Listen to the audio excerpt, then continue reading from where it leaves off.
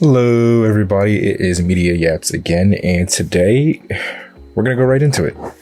So, the Eastern Conference is in a weird position right now. I feel like the West has its kind of like it's guaranteed contenders, it's top dogs, and then, it has those guys like right underneath it that can make a run, but we probably won't see it. But for the East, it feels like it's more of a iffy thing. It seems like the Celtics are coming out as looking like to be the favorite with Jason Tatum returning, and the Pistons look good all year, but with Cade Cunningham going down, and there's a lot of uncertainties about that team going into the playoffs. And the Cavaliers are also good as well, but if any team is really uncertain about themselves going into the playoffs, it's probably them. And the Knicks are always going to be in the mix, but I see a lot of these teams, and I kind of feel like my team to win the East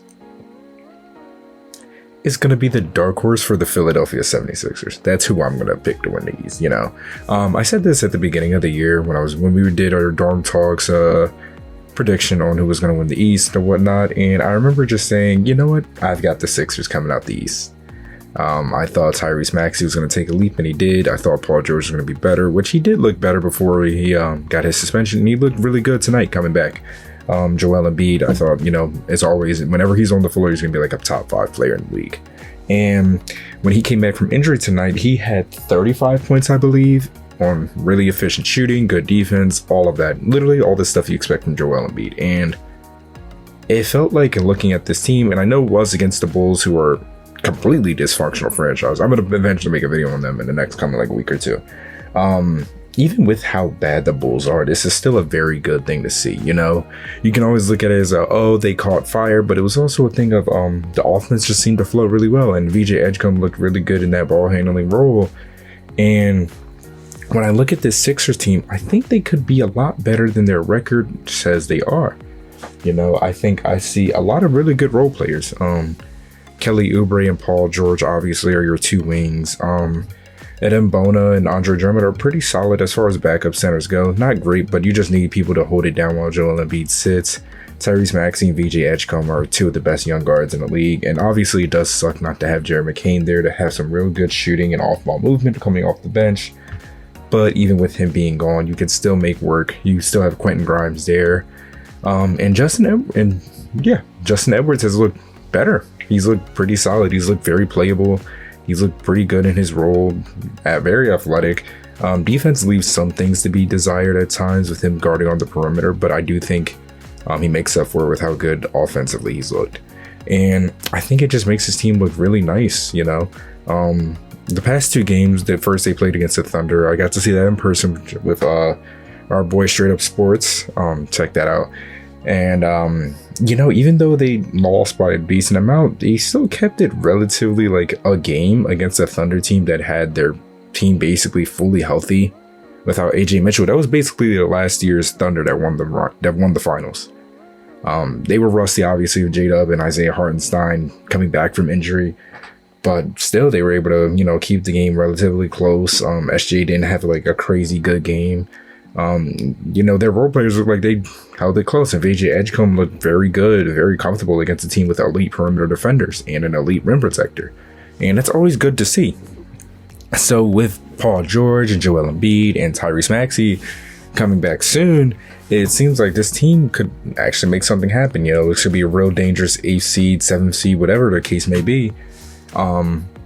And it could be one of those teams that, they match up well and they stay healthy. I think they can knock out somebody in the first round.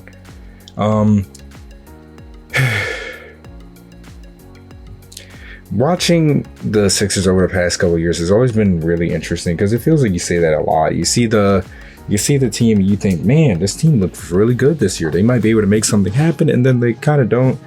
So it always does kind of depend on health. And it feels like you can say that for every team in the league. Like, if they can win a ring, it depends on health. But it feels like the 76ers are the team that takes it to the max, And speaking of health, I did want to talk about the whole 65 game situation, how everybody's saying there should be an exception because Cade Cunningham now is missing time. So he might not get any recognition for how great of a season he's had.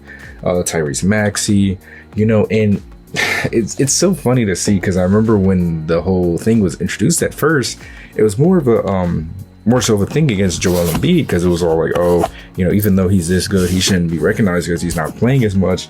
And, you see all these people going like, oh, it doesn't matter. The best ability is availability. Whatever, this, that, and a third, this is on him, stuff like that. So it's been really fun to see like kind of how the narrative switches now to, oh, it's not his fault. It's not Jokic's fault. It's not Cade's fault. Whatever the case is, we need to make an exception for this rule. These players are having way too good of a season to not get anything from it. This, that, all that. Oh, this can affect their money. And it's funny because you see it and you're like, well, I kind of saw this happen and everybody seemed like they were real on board with it before. Why is it like this now? And it's just really, it's really odd sometimes, but it's also understandable. I'll make a video eventually going in on the NBA social media and how biased that seems to be against certain players and how weird it is at times too. I'll talk about that in depth later, but we know it's for Joel Embiid. We know how the NBA media in general treats him, how fans treat him, and it definitely does suck to see. It's always really odd to see the double standard at times. But I think the Sixers look really good.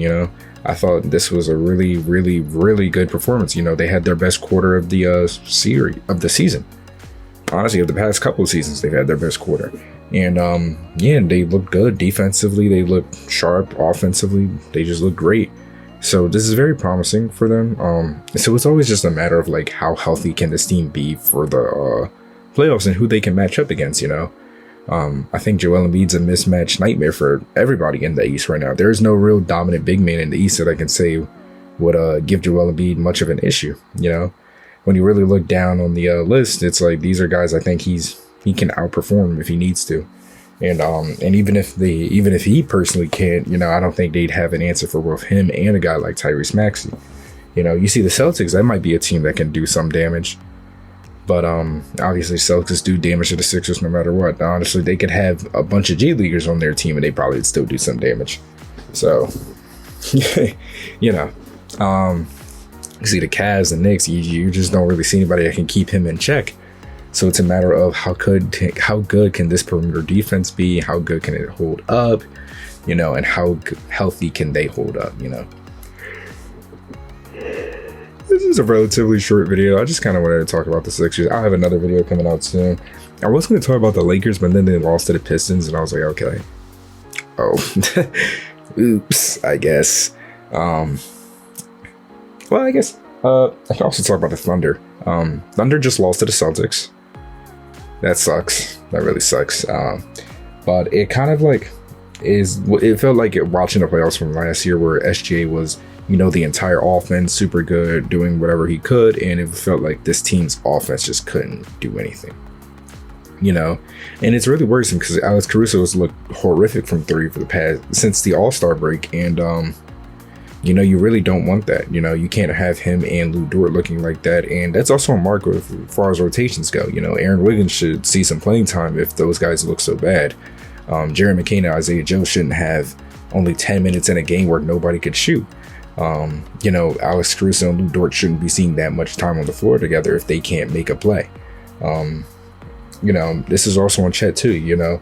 J-Dub's coming back from injury, so it makes sense that he doesn't look that good, especially against such a good team. But Chet, these are the games where it's like I expect you to step up, make a play, and be that second option. So it's just kind of annoying. It's also annoying because now we're going to see the whole Jaylen Brown agenda thing. How weird he's been about it. Complaining about foul baiting and all that, but he does it just as much, if not more, than SGA does. So, but that's whatever. I won't be petty about it. Like, whatever. This is his first year as the real first option, so he might be feeling that ego. So I get it. But just some stuff from tonight. And thank you guys for watching as always, and I will see y'all later.